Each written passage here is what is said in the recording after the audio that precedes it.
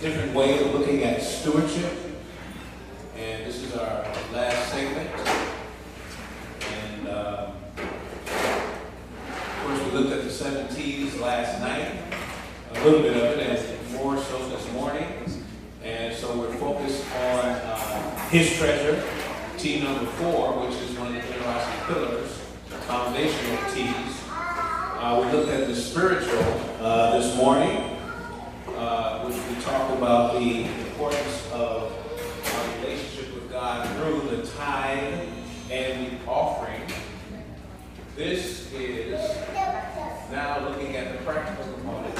How do we manage what's left? The 80, if you're doing 10 plus 10 or 10 plus 5, 85% left after tithe and offering. And so that's personal finance, money management, debt relief, building wealth, God and money part 2. So, with Jesus, we can change, and the title is Economic Game Changer. All right? So, with Jesus, we can change the game, even with money, and learn how to breathe in tough times. We can learn how to financially breathe, as well as breathe in our relationships with God and with each other. And they are removing the temptations. They're not the singing temptations. They're the edible temptations. I'm sorry, y'all. Just as time draws near to a close and the end of all things is at hand, we must what? What else? Why? Because the Lord is truly coming.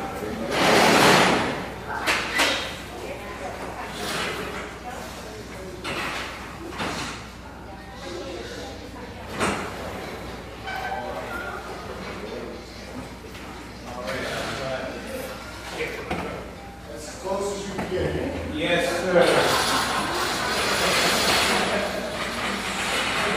So, in Luke 19:13, gives us another evidence that Jesus is with this life management theme that we're dealing with. And he called his 10 servants and delivered them 10 pounds and said unto them, what? Occupy until I come. In other words, manage life. So we in the Adventist church always talk about he's coming, he's coming, he's coming, he's coming, he's coming, he's coming. And that's okay, because it's to remind us of the times in which we live in. We have the evidence every day and all day that we're living in the last days. But Jesus, in recognizing that, says, all right, but still manage until I come. There is day-to-day life to be dealt with as we live. So economic game changer.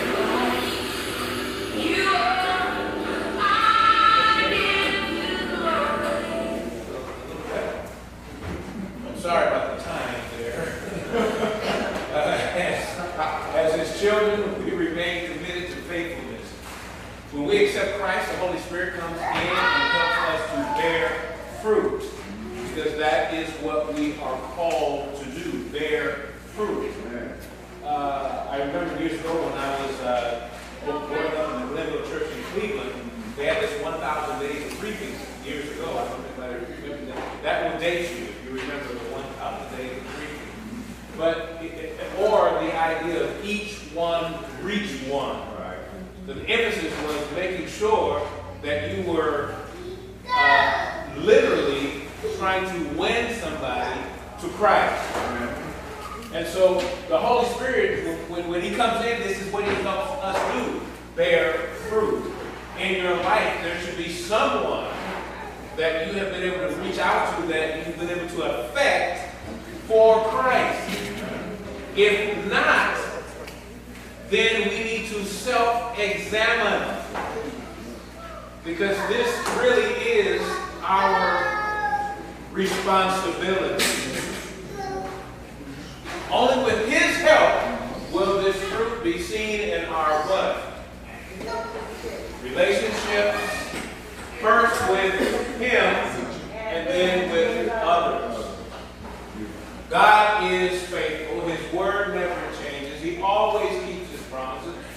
love never ceases. Thank you, ladies, again, for what we do. You do it with love. That's work. Yeah. Somebody does it every time we have a meal. So I thank you all for what you do and what you've done. And my stomach thanks you too. And I will be sneaking around looking for a takeout. No, I'm good. Pastor hooked me up yesterday. I still got that so we always keep his promises. His love never ceases. And it's because he is faithful, consistent, and reliable. We can what? Live with confidence. And also we can live the same way. Knowing that his love for us doesn't depend on what we did yesterday or what might happen tomorrow. We can rest in God's love and fully trust him because he keeps his word. Time out.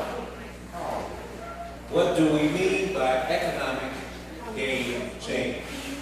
Well, I have a whole series called Game Changer. And this is just a piece of it. So, let's first define the term game changer. Alright? Well, a newly introduced element that comes from Merriam-Webster that changes an existing situation or activity in a significant way. The first known use of the term was in 1993. And so I went back to research what was so significant in the sports world that happened in 1993. So I went to baseball, football, basketball, and the like. And, you know, people were into soccer back then, but it wasn't as, back then, it was to those who live overseas. But here, where the young people were picking it up, in 1993, it was centered around something else.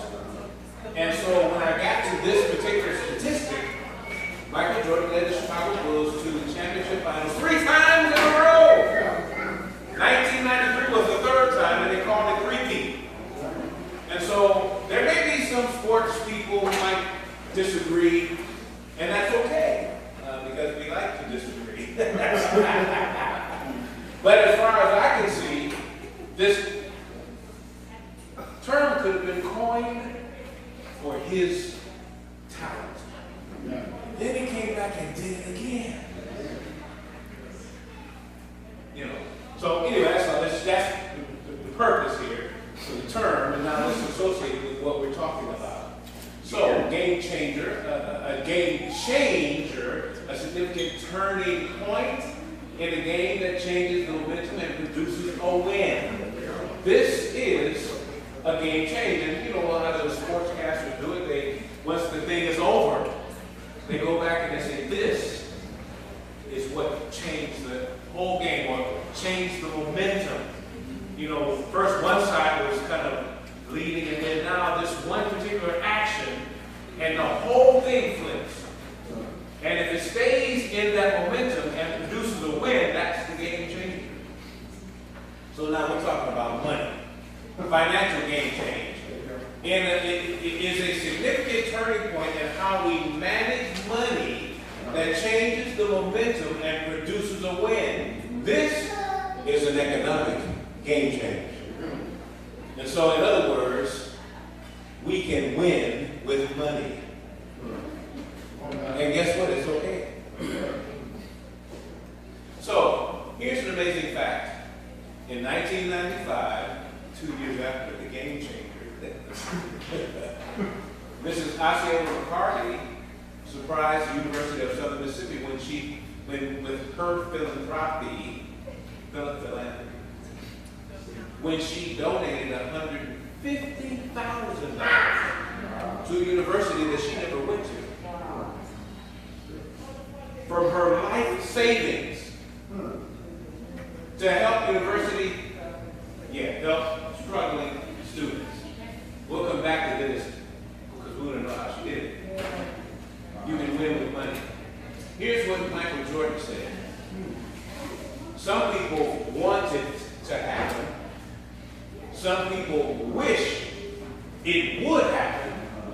Others make it happen. So in other words, we have the ability to make some things happen. Sorry. Relationship first. Stewardship, always got to remind us of this. It's first and foremost about our relationship with God. And so one of the fruits of the Spirit is what? Yes, but up here. You're on it, Doc. That's a preacher for you. and it's the same thing. We start right there with the relationship. Love. If you love me, that's right. But in this particular, one of the fruits is faithfulness. When we invite the Holy Spirit to work in our lives, He can help us become and remain faithful stewards who are consistent like God is, reliable like God is, and trustworthy. So faithful stewards are managers of God's goods. That's everything, including money. And so, if you wish to win with money, we must stay committed to faithfulness. So, first things first, this is part 2 of where we were this morning. Say first, be faithful with tithe and offering. I spent a lot of time on that. This particular article that I got this from, as a matter of fact, it'll come to me later, so I don't worry about it right now. But anyway, the article, Doug Baxter did an article on this about 4 years ago, and I wrote to them and asked for the graphics and also asked for permission to use the article, and they said, help yourself. I had to tweak it a little, to make sure it was saying what I'm saying. But basically it is saying, but I had to adjust this part here because he was focused on the 90% that's left after the 10%. And see, the focus that I'm sharing for everyone mentally is that we need not to separate tithe from offering. They go together. They have 2 different functions in the Adventist church. But it also shows the thinking that we've had for years. It's focused on the tithe. And that's happened from general conference, division, conference, union, and conference level. It's not anything that anybody has done that's bad, because they're encouraging faithfulness. But the point is the pastor lives on the offering. Because the tithe leaves the church and goes to the conference. And everywhere else, as you saw this morning. So to help the local pastors, I'm encouraging that we change that language. To not just, and the reason that they do it, it is really instinctive because the budgets that the conference works on is from the tithe. The budget that the union works on is from the tithe. The budget the division and the GC works on is from the tithe. So it's quite natural they would focus like that.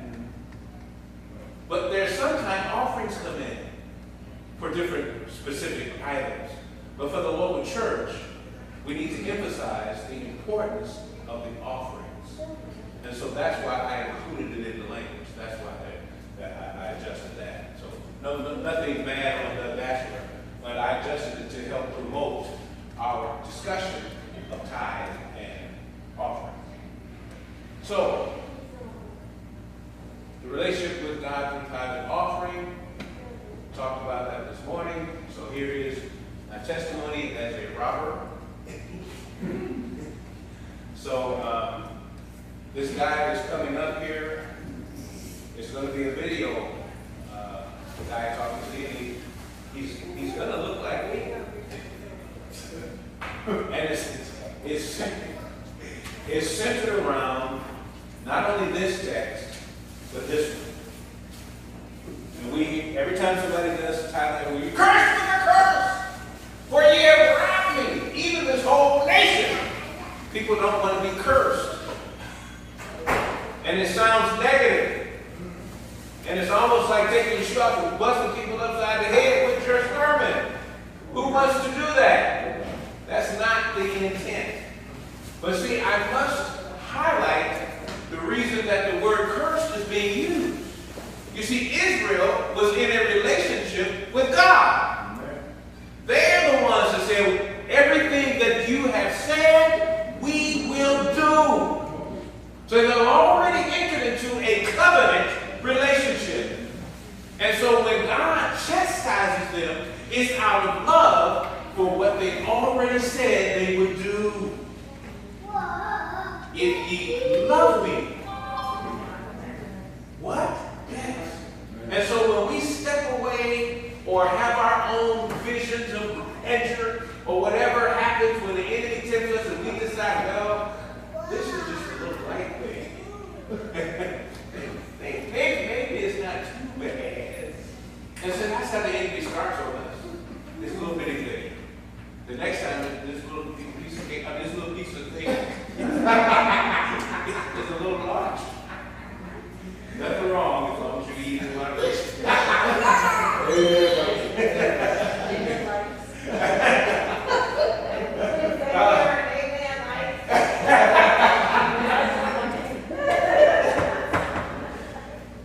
And so as it goes on, he makes the thing a little bit bigger until you're now doing something that you would never do. Over here, he's going, I'll never do that. But here, it's just a little bit of smidgen. And so that's what he does to attract us and get us away from God. And so God sees that. He sees it early.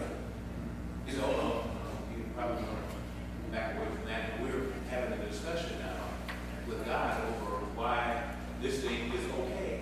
And he's saying, no. And we step a little further. A little further. He has to get a little louder. And a little louder. Because we're already in a relationship. And so he told them, okay, you are cursed because you robbed me in my presence. And I'm trying to rope you back in. And so that's what God does. Sometimes it happens in a light way. And sometimes it happens in a way that we know that he's trying to get our attention. And so it's a love thing is what I'm trying to say. But let's watch the video. I know what it means to be hurt from the curse. Yes, I do. As a young man, I learned as a child, the pastor taught us, and others leaders in the church. He would take 10 apples, and he would say, look, now, I want to illustrate something. I want to show you what 1 cent, what tithe means. Tithe means 1 cent, or 1 out of 10. And so he said, I got 10 apples here, and I'm going to take 1 apple to represent God's tithe. And so he would take that out, and so you see that's 1 out of 10. And so he said, well, how many I got? We said, 9. We said, yeah. And so this belongs to the Lord. Then he would take another one out and say, this represents offering. And he said, how many I got? We said, 8. He said, is that a whole lot? We said, yeah. That was a little simple lesson to teach us 10 plus 10. And believe me, I started that. As soon as I went to the treasure, climbed up the wall, they saw that little offering envelope come in with $1 tithe and $1 offering. But treasurers are very kind people, and they recognize, the heart of a child who wants to do what's right. But anyway, I learned, and so this thing. Tell me about the 3 minutes. If you read that, God says, when you don't know better, I wink in your ignorance. And so years later, I started, I grew up teenager and started making more money and got bigger, and my tithe checks got larger. And then I was introduced into having a car in debt, and not knowing well, not being trained well. I came up in a home where money management wasn't the king, and so we lived from week to week, and that's the genre in which I came up in. Thank God, I learned better than didn't know then. So bottom line is this: I got into with some huge debt. And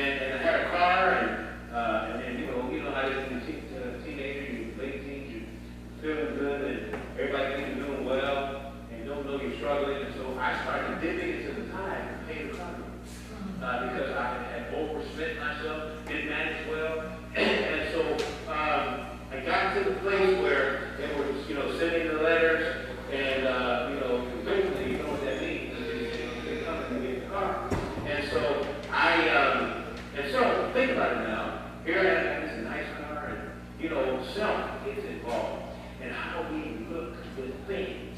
And so, just if I didn't have a car, what would people say?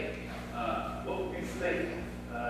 We get into these things. People have houses and they're sinking, and it's obvious that we just need to downsize. Well, that's become a negative term. It's called right size today. So what we've done, and that's what it's called, right size.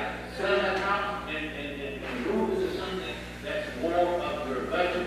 But a lot of people say, well, if I moved in, I say, what's wrong with it? They know that's fine. But what happened to that real nice car you had? Sometimes we do this as a people.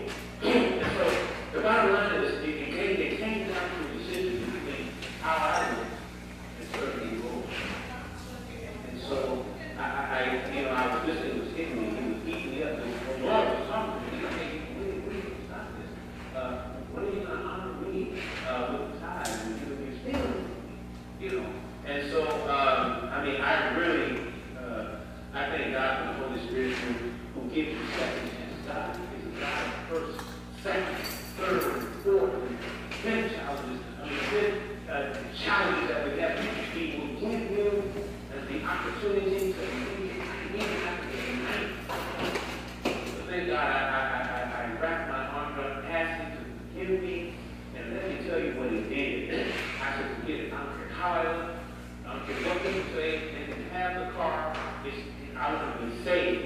And so at that moment, I started back returning tithe. I was cursed with the curse. All the ones that had things were going through the back door, everything was just going everywhere. I just said, forget it.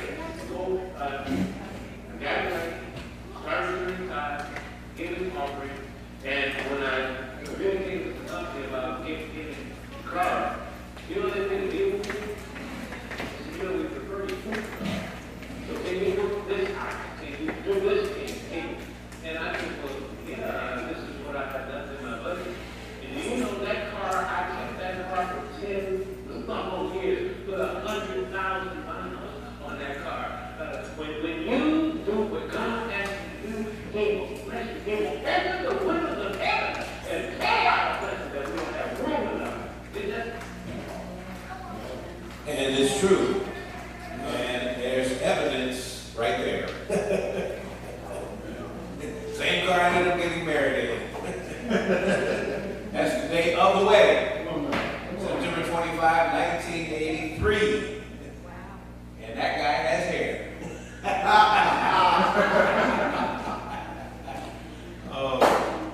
And then 5 years later, I took it to Oakwood. It snowed in Huntsville that day.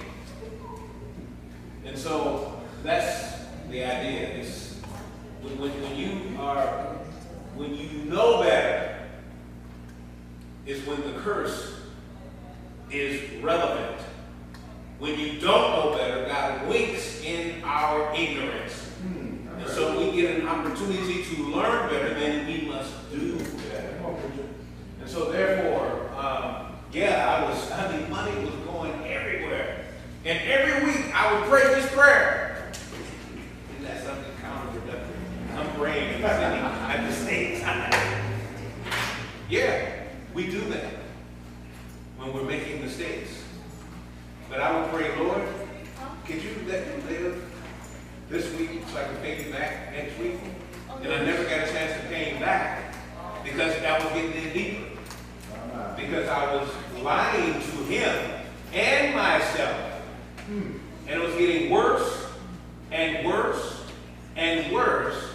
But because the Lord loves us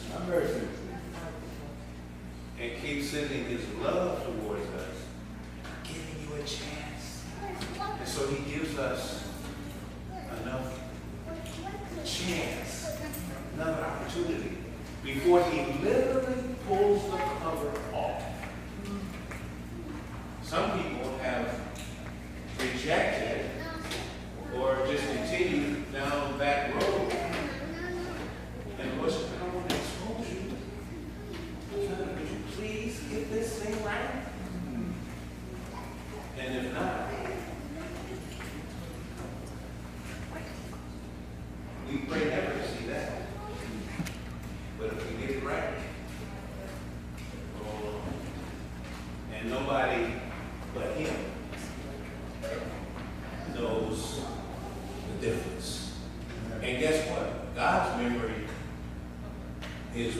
you have asked God to forgive you, and the blood covers you, hallelujah, he says, I will remember that no more.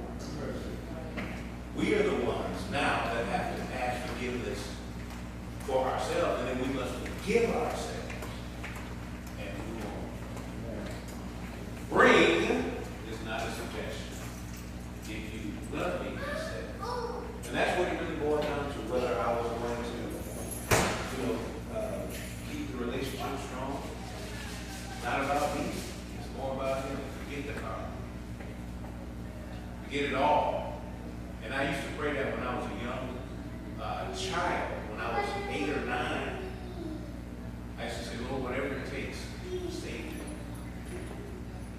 Whatever it takes. I knew that was the way to go. I came into the church fire escape religion. Anybody know what fire escape religion is? Come on, you know what fire escape religion is? Look, you ever heard of it?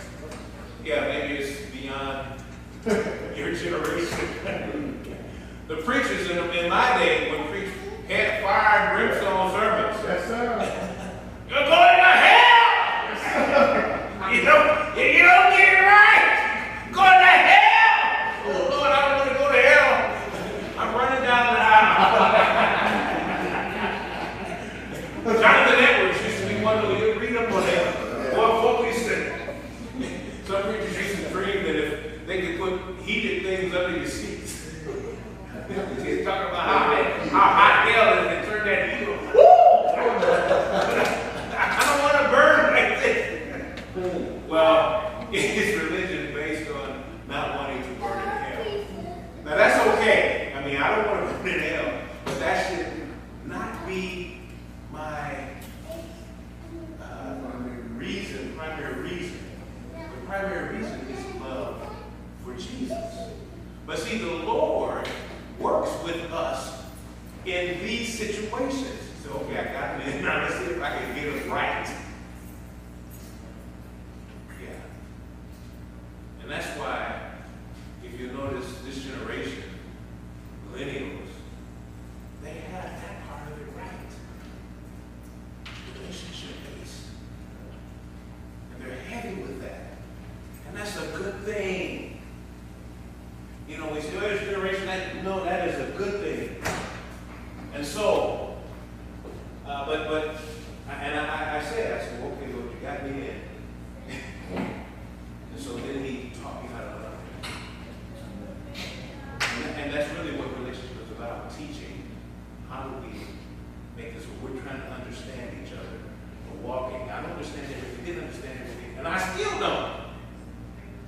But as I walk and talk with the Lord, he helps me understand. Amen. It's better and better by and by. And I got to hold on. We got to get to the money. So I shared that this morning. So if you're faithful in tithes and offering, God says he'll open up the windows of heaven. And I shared the testimony this morning. So here we are. What are some financial issues facing families today? Just quickly. What's some issues? Debt, yes. Anything else?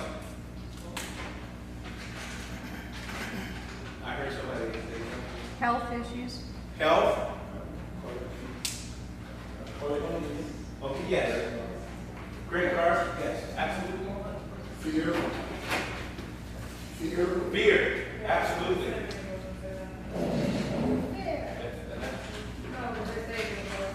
Oh, actually, yeah. So here are the top financial issues that families are facing from 2017 Gallup poll, and let's fix it so that we can see them. Healthcare costs. Too much debt, not enough money to pay debts. Lack of money, low wages.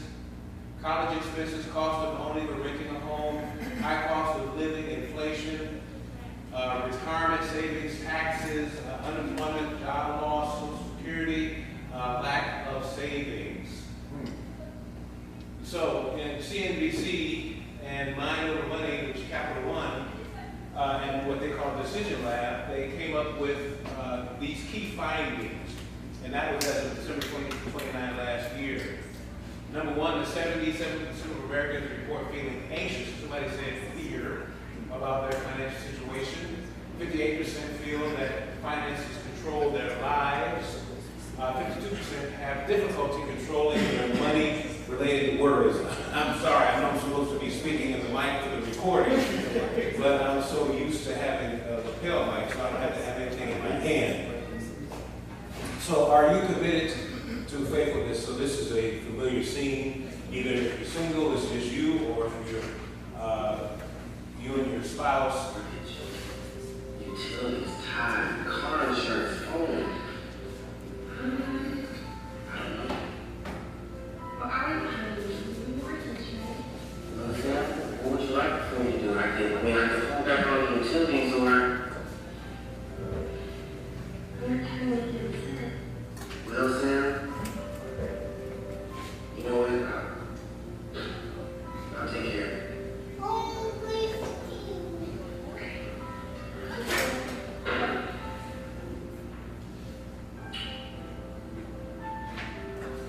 What are you gonna do? You gotta give up something. What can I give up? Mortgage, utilities, tithe. Sacrifice my time. Give you more time. You gotta do something. Do something.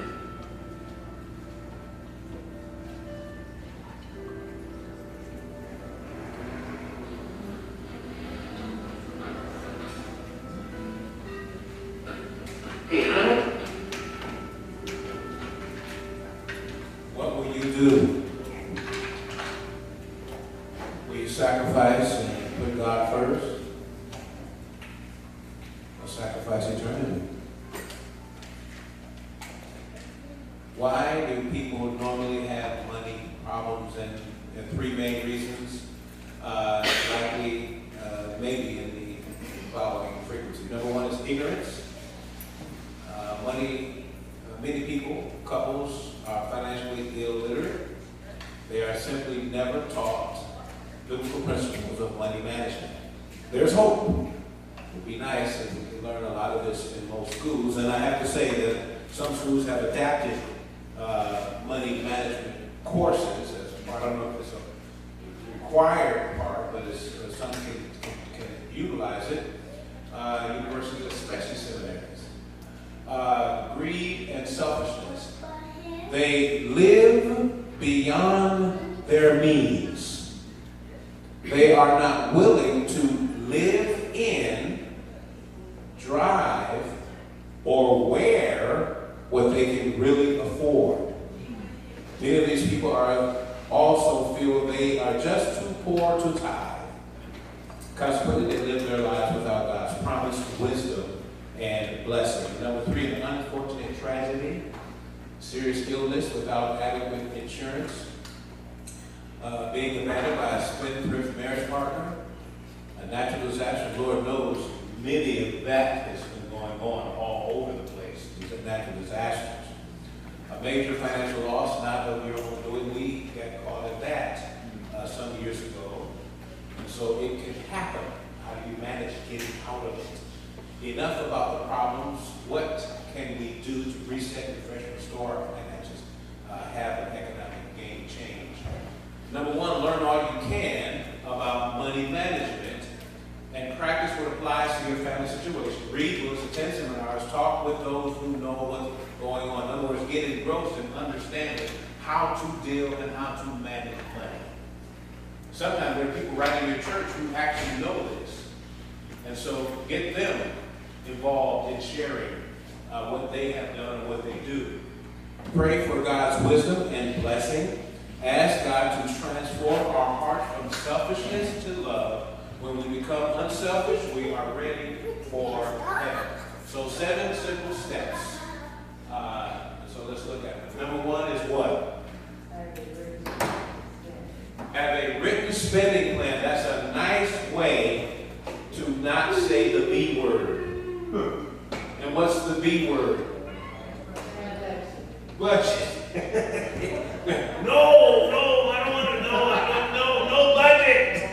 It's confining. It's constraining. I want to be free. I'm an American. Or I'm in the American country where people are supposed to be free. So free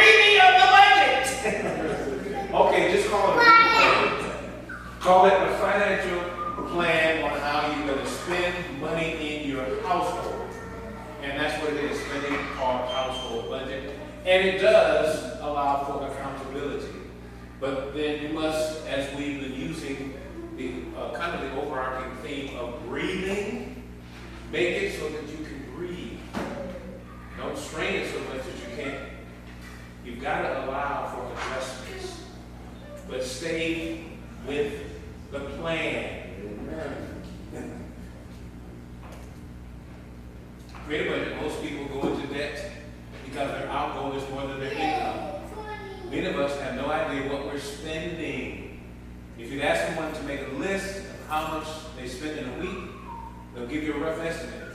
But it doesn't include the $15 lunch or stopping to get this or stopping to get that. It does that include stopping to pick up drinks. Look how he's using it. Drive through whatever. Study your receipts to figure out where it's all going and be honest with yourself. We're going to listen to a video that I believe is about 3 minutes, and it's the former NAD Stewardship Director, and it's a series called Stupid Money, which is available on our YouTube page, NAD Stewardship YouTube page, that has several videos produced by John, and they did a good job. And so all that's free. And you can look at those, and each video is probably about 27 minutes long, so you can look at it at your leisure. You don't have to watch the whole thing. You can watch some of it and come back to it, whatever. Bottom line is the tools are there for us to have knowledge about how to manage money. Okay? So create a budget and a strategy to live within that budget. If you have debts, allocate how much you can pay on those debts to end your slavery sooner rather than later. And so, get to it. Here is our, for our NAD YouTube page. And this is the director before John Matthews, Ed Reed, who did the establishment lesson for the first quarter of this year. And he has several videos that went along with faith and finance, which is also available to you on our NAD Stewardship page, resources. And if you scroll down on the resources page, you can find the manager's guide or the facilitator's guide, and then the participant guide. And you can download those for free. And you can hold meetings. There are about 12 lessons. And teach the biblical principles of money management that also include quotes from the prophet of the River. Now we are in the process, it's going to take us a few years, to update it so that it uses the language of today, but it's still good stuff. And it used to have to buy it from Adventist. Well, we made an agreement with Adventist. We can post it for free. You can download, and then pastor, somebody can lead out. And we do one class once a week, or once every 2 weeks, whatever is available. That's up to you. So today we're going to look at the stupid money on budget. You see it's 27 minutes, but we're only going to watch about 3 minutes of it. Welcome to Stupid Money. Not that money is stupid. Most of us would love to have more of it, but sometimes we make stupid decisions with it. But you don't have to. This is the show that unpacks how to stop making stupid decisions, so you can be smarter with your money and have a happier, fulfilled life. Join us today as we tackle budgets.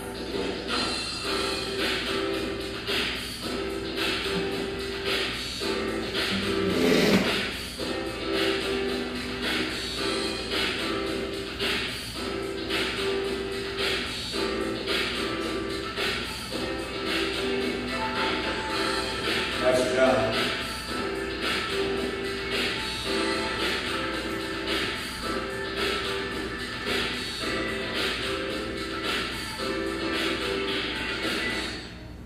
If I would have had a budget or committed to a financial plan, I wouldn't have wasted so much money.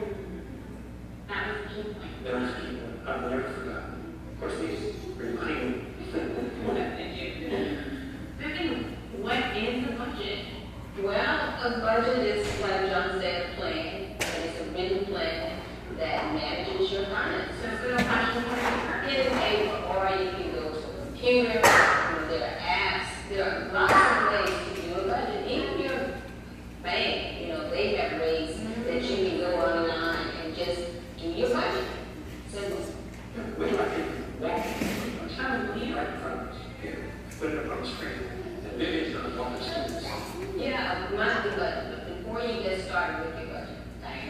You must begin first with figuring out what your expenses are. And how best to do that is to get your receipts, keep your receipts for 1 month, for 30 days.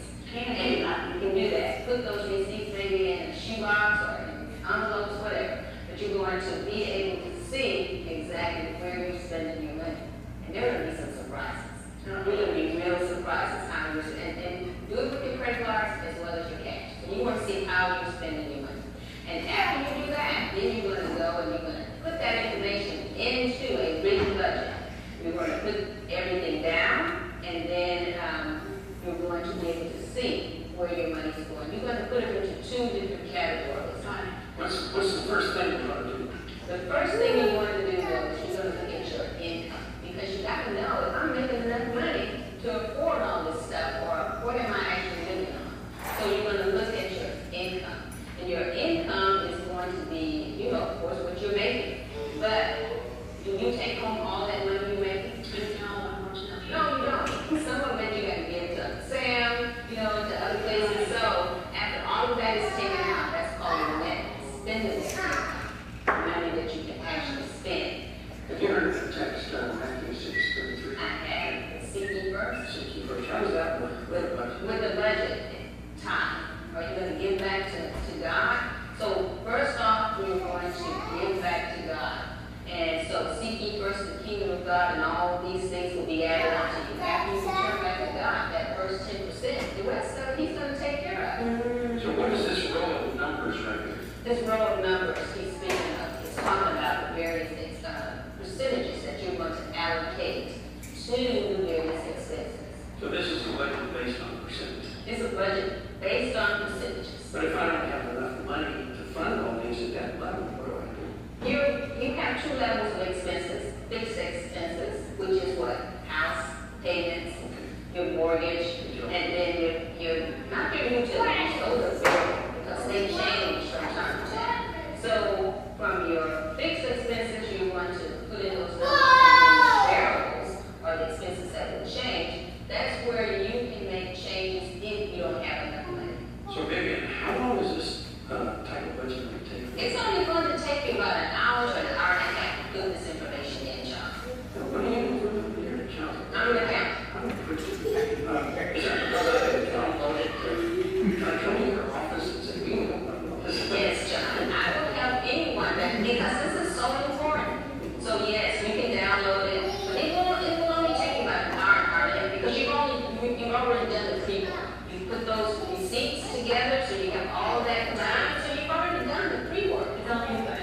So how often should I look at this? You should look at this at the end of each month because you want to know if you're right on track with what you've already planned. You know, you set your plan, this is what I want to do, but at the end of the month, you need to compare.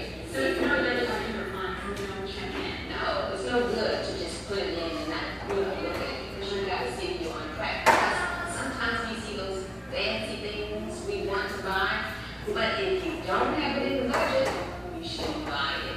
In light of those fancy things, how much should I save? You should say, that's a good question, because it's very important. You should pay back to God first and then pay yourself first. 10, 15%. Do you think that's possible? I think it's absolutely. I believe it is also. 10 to 15% should be your savings. Now, if you can't do that, some of that is paying off credit card debts.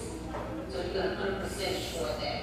You're going to put a percentage towards just saving, a percentage toward retirement. So that's all included in that. So if you don't have enough for all of that right now, you make sure you make certain that you do it later. But if you want this, go to our website. And what's that? Get a stewardship number. NAB stewardship number. And yes, matter of fact, I can give you 2 days, I can send this to the pastor, he can give it to you all, but you can go to our website, nabstewardship.org, and up there where it says Stupid Money TV, click on that, takes you to the page, and then up the top, resources.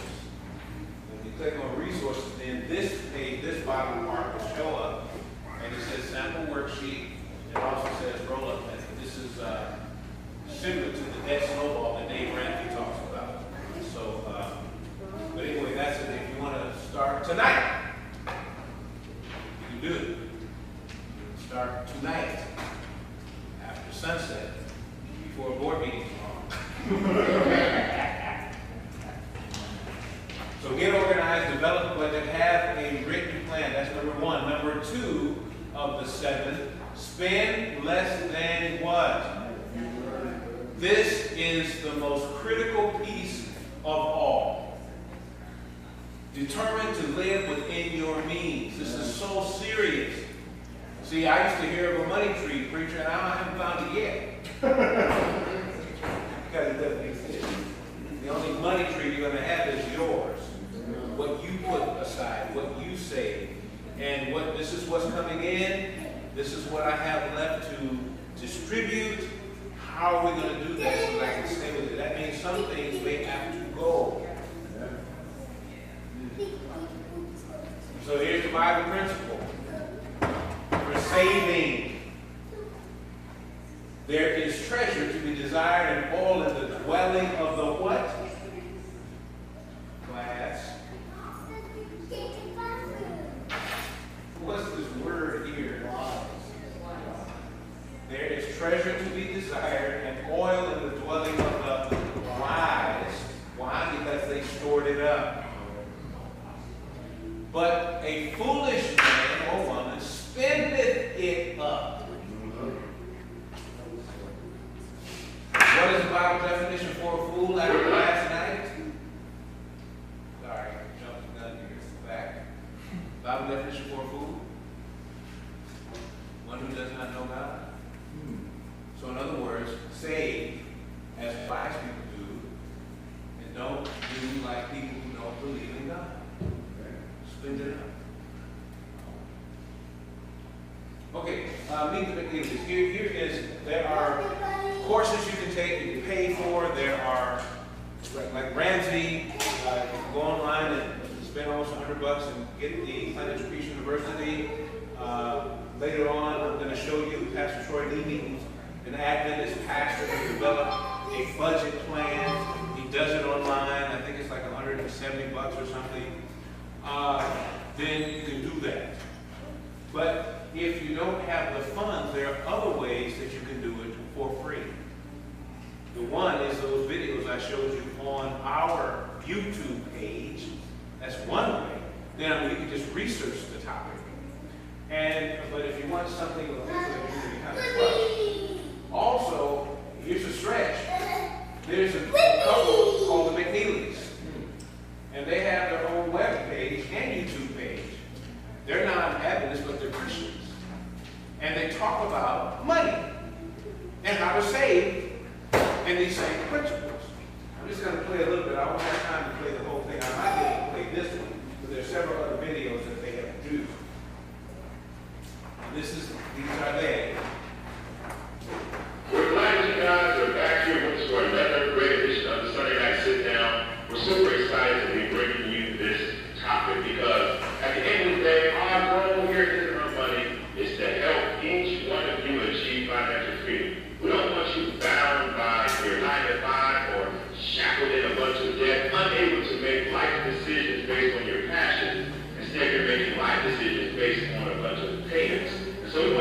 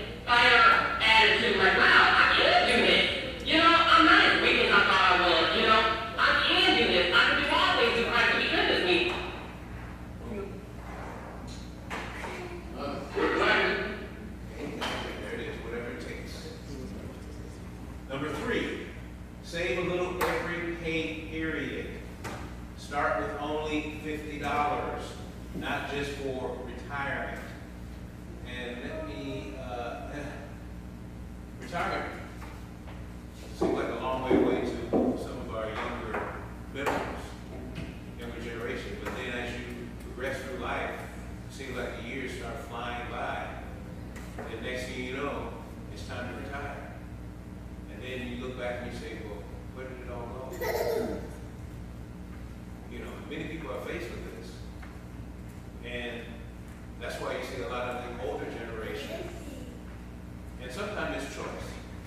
Nothing wrong with being a greeter at Walmart if you choose to be. Nothing wrong with working at McDonald's or Burger King. As I pulled up, I love to get a veggie burger. Not the one not the Impossible Burger, because they throw that at the grill the same place they throw the meat. So I asked for a meatless burger. And I always have to explain, you want the Impossible? No. I don't want the Impossible Burger. I want 2 pieces of bread, lettuce, tomato, pickle, onions, all of that, with a little piece of cheese, and I'm good.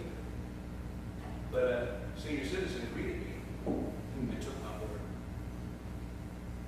Now, there's only 2 reasons you work. One, you want to be around people, you're gregarious, and you don't want to be at home. There's nothing wrong with that. Some people volunteer, but sometimes they get paid to do what they're doing. There's nothing wrong with that. But to have to do is what brings on the stress related to paying off whatever it is you're trying to pay off, or just trying to live. And this gets closer to home. The name will remain nameless most definitely, but there is a person who served this church, even at the level of president, who years ago opted out of Social Security, and so does not have that, and worked as long as he could mentally work because he had to.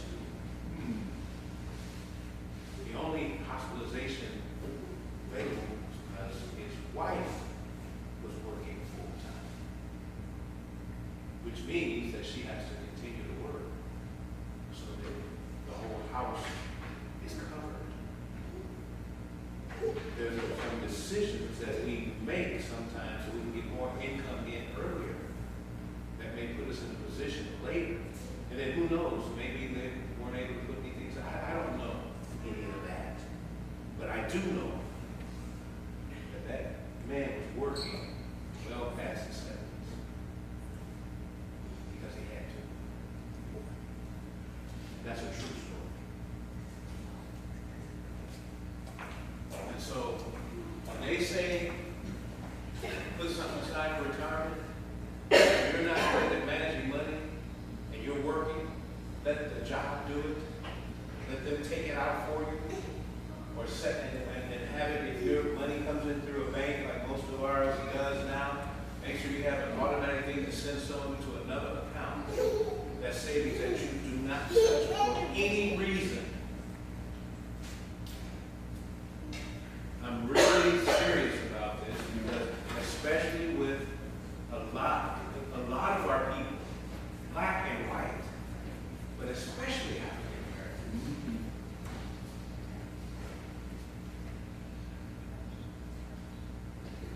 Hey, buddy, you want a race? You'll beat me.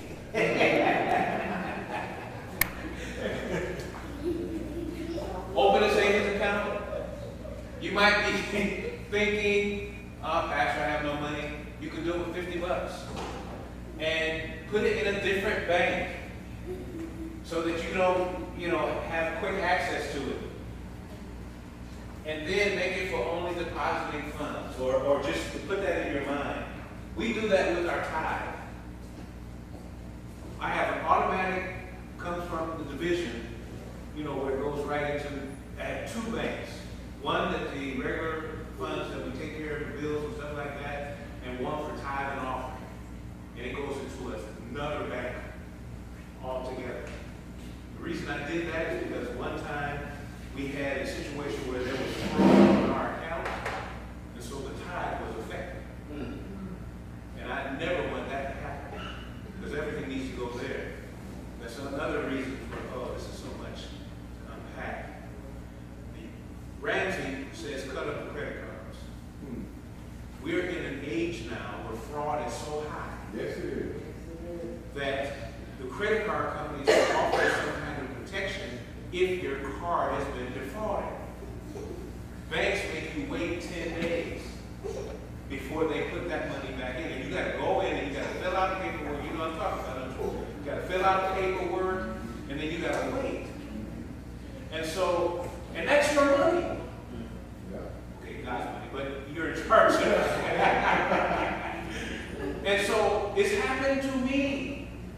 And so from that day forward, so hold on, we're going to put this in another account. But our credit card twice had people over in Illinois somewhere going to the movies, going to restaurants, eating stuff and buying stuff. And then bank asked me, is this any? I said, no, we didn't do this. So they immediately, of course, stopped the card and then they put in to get, and it took literally took 10 days. Thank God it was only like a couple of $100. But at a certain time in the month, a couple of $100 is significant. You know, you got the bulk of the money taken here, but you get down to the time where it's time for another infusion, and you get down to your last time, and maybe an automatic something is getting ready to come out, so you don't want anything to happen. They finally did. The second one happened, and I was supposed to do a workshop for the Southern Union Conference on trust services, because I was doing trust services at the time for the other trust service leaders in that field, in the whole union. It was the other, and they were conference trust services director like I was, and the idea was on millennials. And money had been given to me in advance to make the travel. $1,500. Okay? And one day, I'm getting ready to travel now in a couple days. And I look at the account and it's zero. I broke my neck getting to, and this was a credit union. I broke my neck and I said, hey, look here. Oh, sir, we're so sorry. They said, no, I didn't do this. And so I had to fill out these forms. Sir, takes, I said, ma'am, I said, I work for the church. I said, this is travel money. This is God's money. Give it to me to travel to do God's work. And I'm supposed to leave here in a day to travel to Atlanta from Huntsville. The hotel, the travel, all of that. You know, none of it was coming to me. It was all for travel. And so I said, so whatever you can do, I'm praying for you to be able to help me. She said, sir, our policy is. So I walked away. And I'm saying, okay, Lord, I've done everything I can do. Banks don't budge. Sure. But if I was like that, everything is back. To this day, I have kept that account because of how they were good to us. We're not even in Alabama anymore. Redstone Federal Credit Union is our friend. But the whole point is to, I'm talking about credit cards, and the reason, now if you can't manage debt or credit cards, and they have a grip on you, then cut them up. Amen. If thy right credit card fits you,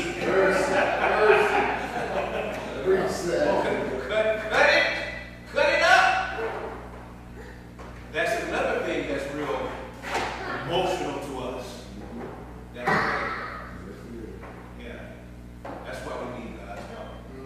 But if you can manage the card and pay the whole balance at the end, and not what they offer, you know, you charge $1,200 or $1,500 and then you get a bill that's straight up. You will pay for whatever that is 5 times over.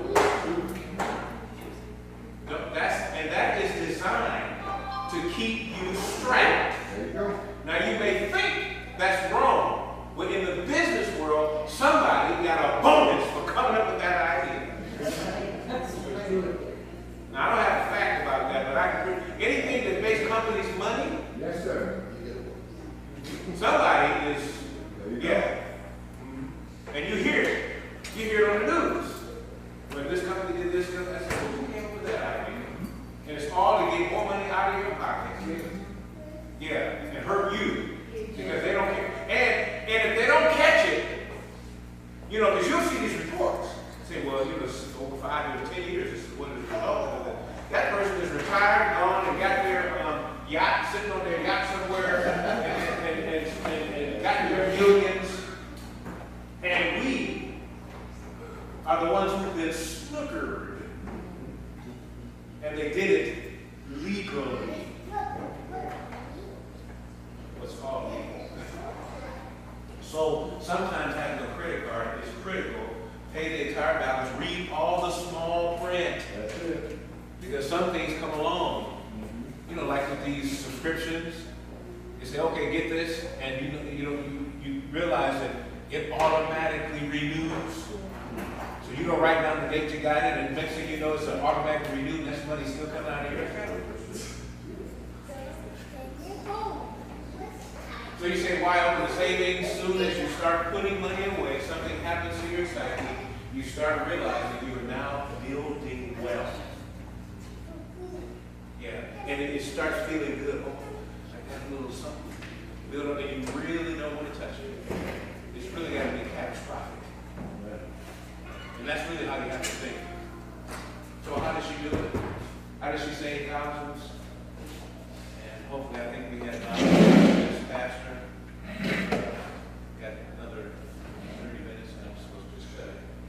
People wanted to know how she did it. What was her simple secret? This McCarty acquired a $50,000 gift by carefully what? Can you see that? Yeah. Carefully saving from her earnings, made washing and ironing clothes over a span of 5 decades. Somebody taught that child how to put money away and not touch it. Working and saving early in life. Mrs. McCarty started working and saving at a young age, beginning when she was 8. She spent her after-hour school hours washing and ironing beside her mother, grandmother, and aunt to help make ends meet. Her secret to building wealth, building a fortune, was compounding interest. Get it out now. It's not the ones that make the big money. Come on, who just read that? See, now if I had my gifts with me, you would just got yes, that's the only thing I hate about what I'm doing. I can't bring everything with me. Oh my, I gotta figure something out. But anyway, yeah, that's it. The ones who know how to save. You've got to leave your investment alone long enough for it to increase. Everybody say increase. Increase. All right, there you go. Now we can shout. I'm sorry. Stephanie Bullock was the first student to get a benefit from this scholarship. It inspired many others to give more than $380,000 to her scholarship fund. That's a 253% return on her money. So her simple secret was regular savings. This is just one way to invest, and compounded interest. And so around 2003, Michelle Singletary came up with this book, Money Mantras, or ideas about money. And so I've taken a few of them to put up on the screen here. Living within your income, evaluate your spending. Whether you're spending on stuff that is personal property that loses value very quickly. If you're wearing it, it's not an asset. And are your only assets found in storage units or stuffed up in the attic? There are 4 types of assets that make your net worth. 3 of them don't require storage space. And these 3 are appreciating assets. That's cash, liquid assets, including checking, savings, money market, certificates of deposit, also stocks, bonds, and money mutual fund. And these are investment assets. And then, of course, real property, your house and garage attached to it. One of the greatest things most people can't get wealth until the crash back in 2008. I think it was 2008. This includes, that means you can't trust anything. property, that beautiful Corvette looks good up there. Once it comes off the lot, it immediately loses value. Unless you have one from the 50s that's been restored, it's worth a lot of money, let me know about it. I'd love to have one of those. But furniture, clothing, and electronic equipment. As a matter of fact, these wonderful computers, the organization just gave me this, not gave it to me, I mean, allowed me to use it. So I'm a steward of this. But it was brand new when they gave it to me, just 6 months ago. But the moment they bought it, it lost value. The electronic stuff loses value quickly when we rely on it heavily. So, all this stuff, driving across the lot, it loses value. Curtail love to consume. Reduce the amount of your personal property. Curtail your love to consume. How many clothes do you have in your closet? You don't have to answer that. How many? We're going to get the ladies mad. How many pairs of shoes? Wait a second.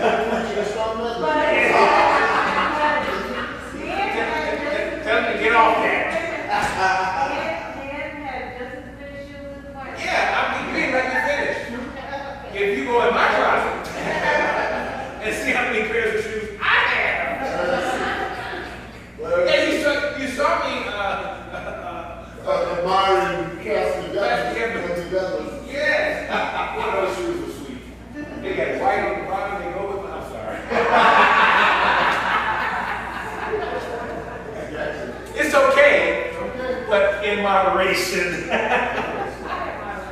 One lady, and Dave Ramsey talks about her in one of his videos that I used to show. It took up too much time. But her situation was catapulted because she was had just broken up with her husband. We were fighting over the children and all that. And so every time that she got in his presence, it would be antagonistic. And so to soothe, she would go spend money. And what did she go buy? That's right. And so they went to her house and they opened up and there were shoes everywhere. And they put them on eBay and sold a lot of them to get money to reduce the debt. But I'm just saying sometimes we can over-excess on some things. I had to stop buying things that I collect, and I collect little die-cast cars, the metal ones. I love cars. And so I started obsessing, going to the store. Oh, I gotta have that. I don't have that. I don't have that. Until I had 100 of them. And then I said, I think I got a problem. Stop. And I did. Until I started visiting the thrift stores. Where I could get them for $5.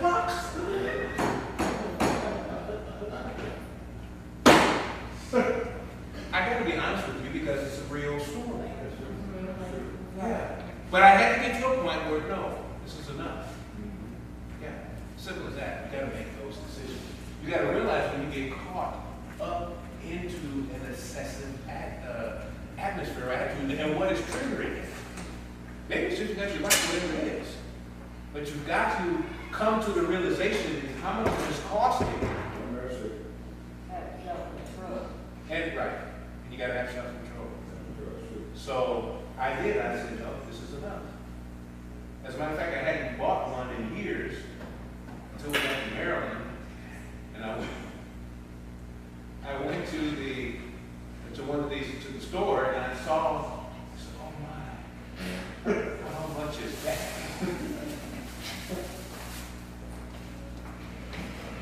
Ask yourself, are you only accessing storage units or in the attic?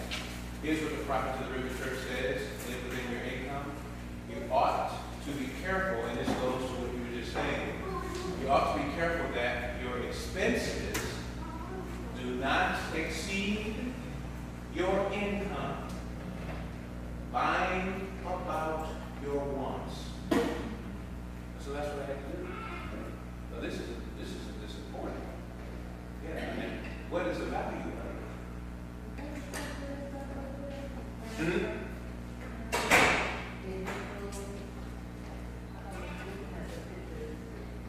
Oh, yeah, camera,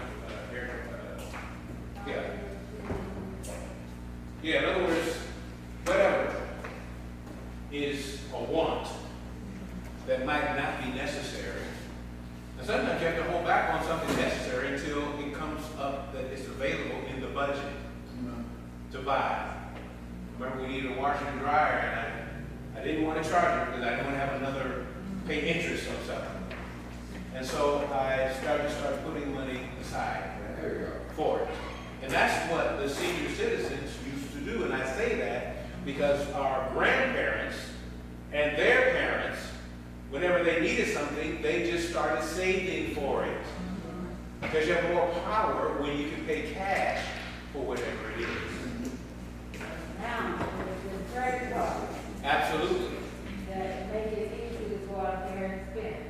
Absolutely, yeah. And only pay a little bit so that you got to charge something else. Rethink your grocery basket. Some people walk down the aisle with their shopping cart and simply grab things and throw it in, no list, no thinking. And sometimes if they're children, the children help them shop.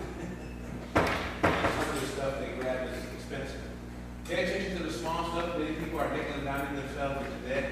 If you want to create wealth, you have to pay attention to the small stuff. Stop eating. Stop eating out.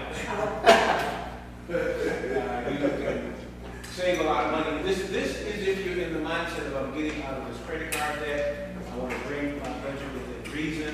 Then there's some decisions you need to make until you get beyond that point. So stop eating out for a year or two, however long it takes to get your budget in line. And I'm not going to play this video, but this is the argument against eating out versus eating at home. And she's going to make a hamburger. Wait. I'll play a little bit of it.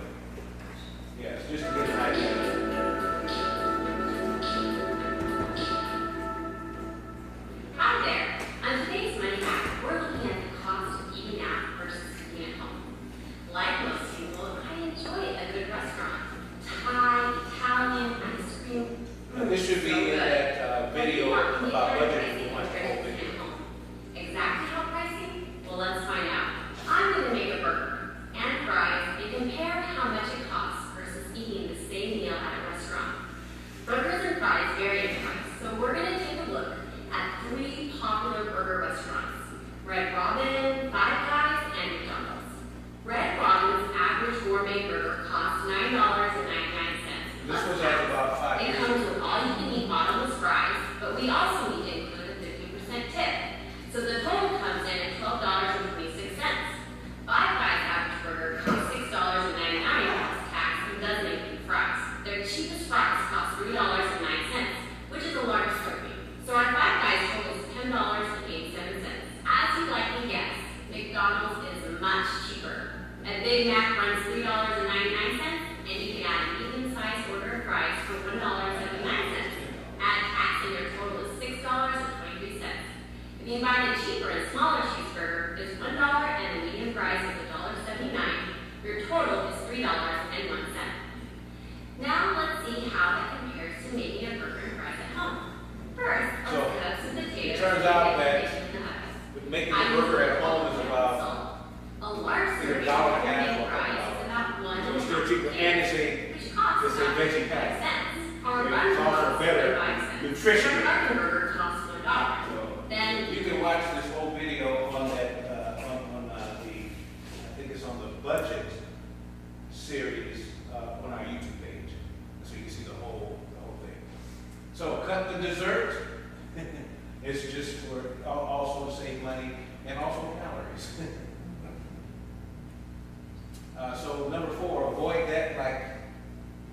COVID. Interest is one expense you can live without. And so people get stressed out because of debt. Look at their expressions. It's like, okay, avoid debt like COVID. Here's a quote from Councils on Stewardship. Be determined never to incur another debt. Profiteer of the church.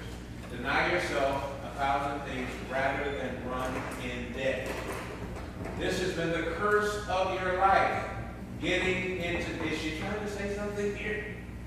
Avoid it as you would the smallpox.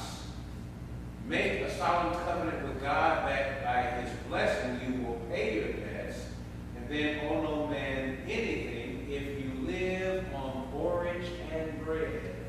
Now that sounds like to me a statement that Dave Ramsey says, beans and rice. Yes. In other words, just buy beans and rice while you're in this period of trying to get out of debt, whatever it takes. So she's saying porridge and bread to reduce your debt. So what kind of debt was going on then that she was talking about? What kind of debt that's going on now that can compare to what she's saying the most damaging is credit card debt? Now, if you have a mortgage, generally property is supposed to appreciate over time, leaving you equity in your home. Our older generation recognized that when they bought farms, and if they got into financial trouble, they would sell the farm, take the equity, and buy something small that would fit in their budget. So if you don't have any equity, because sometimes people refinance, and when you refinance, it's just like buying the house all over again. And so you have no equity. You're taking it out. Some people take the equity out and pay off credit card debt. If you do that. But again, it's like starting all over. Or they'll just take an equity line of credit so they get two mortgages. The original one and now the other, which makes the monthly payments go up. So the point is, leave that alone so that your house over time, and if you have a 30-year mortgage, see if you can fix it so you can pay it off in 15 years. That's what the common thing is nowadays. But if you can't, try to pay an additional payment within a 12-year period. Try to pay an additional maybe 1 or 2 payments, and then ask them to put this on the principal so that it won't go towards the interest.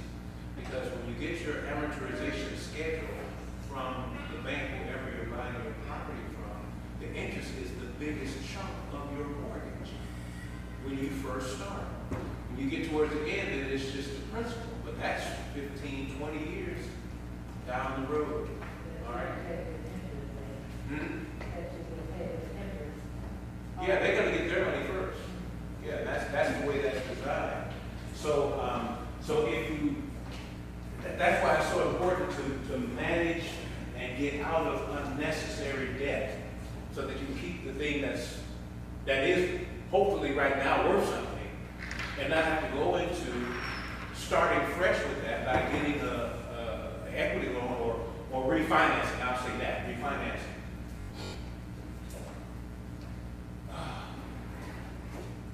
Sometimes it seems difficult, but whatever tips that we're sharing, hopefully if somebody takes this and becomes debt-free, then hallelujah. And this one's a little tough to swallow. It comes from having at home. When one becomes involved in debt, he or she is in one of Satan's what? Which he sets for souls. Deny yourself 1,000 things rather than run into debt. So you now know the enemy also is a part of this. In other words, he's the one who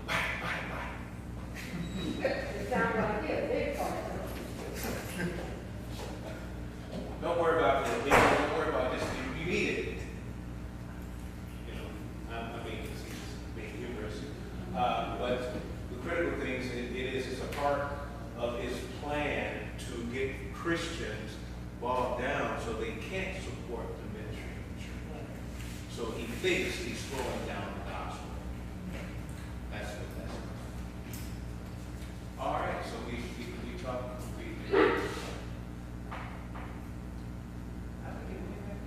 Oh, yeah. So make a covenant with God. Here, debt elimination, step one.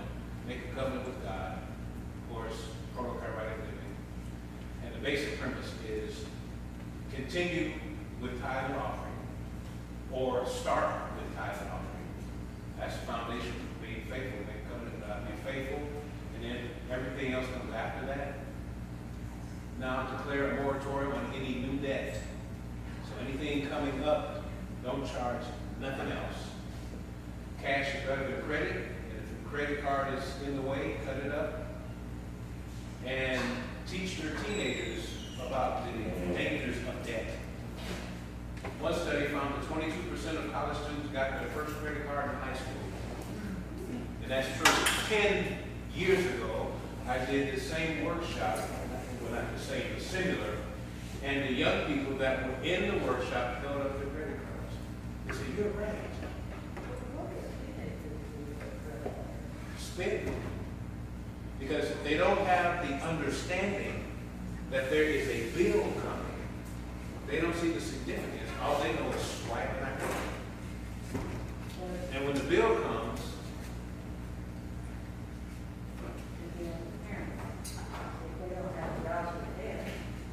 right?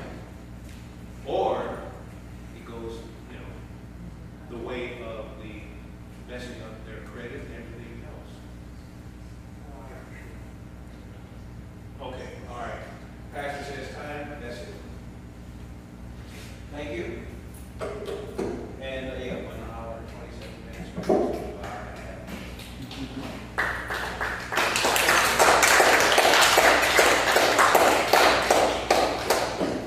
Father, we are thankful that we've been able to share a little bit. We pray that something said here will be able to transpire and inspire someone to make a serious decision about their financial health.